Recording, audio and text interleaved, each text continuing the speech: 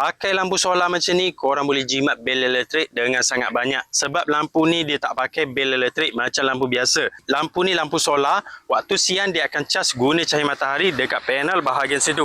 Waktu malam dia akan automatik nyala. Korang tak payah nak buka tutup lampu bila pakai lampu solar macam ni. Pakai lampu macam ni, untuk tinggal rumah waktu malam memang syok. Korang tak payah nak balik untuk buka lampu. Lampu ni dia akan nyala dengan automatik. Yang ni lampu solar, lampu yang boleh jimat bil elektrik korang. Korang pasang banyak biji sekalipun tak ada hal. Korang tak kena bayar 1 sen pun bil elektrik. Yang model hitam ni dia basic sikit design dia ni. Design tak berapa lawa, tapi yang ni yang paling banyak saya repeat sebab harga dia murah. Kalau korang nak pasang banyak biji sekaligus, korang kena pakai yang model hitam ni. Boleh pasang banyak terus. Jenis model ni dia pakai reflektor tau dekat bahagian dalam. Dan LED dia tu jenis banyak macam tu.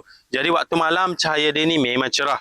Dia boleh maintain cerah macam ni dengan lama tau. Sebab yang model hitam ni, kalau korang beli watt yang paling besar, bateri dia ni besar. Jadi dia boleh nyala dengan lama. Yang model ni pula mudah untuk korang gantung mana-mana. Dinding rumah boleh, tiang lampu boleh, bawa garaj kereta pun boleh. Jadi kalau korang nak cari lampu solar yang harga bajet, korang boleh check yang model ni. Paling banyak saya repeat sebab harga dia murah.